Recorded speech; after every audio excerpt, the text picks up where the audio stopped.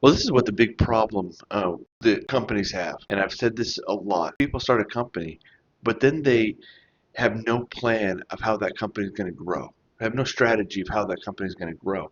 So they kind of always say, well, this is we'll deal with that when we come to it. We'll deal with that problem as it comes. Well, when that problem comes, starts to become a crisis because there's no plan in place. So they have to scramble to get things done and fix the problem. If they would have had a strategy in the first place, it wouldn't have been that big of a deal because they would have known once we hit a certain threshold, we have to do this certain thing. Very rarely do companies ever do that because they don't know. They don't understand technology for the most part, and so they're not really worried about that kind of stuff. But it does become a crisis.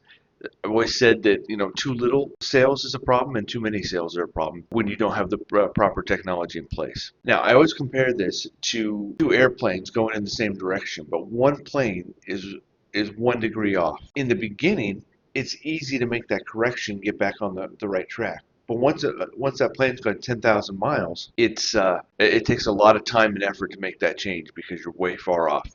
Same thing happens in companies. In the beginning, if you have a technology plan and a strategy and know your threshold to where you got to make changes, it's easy to make corrections. You blow up and you have a lot of sales and you got to make that correction and you're going in blind.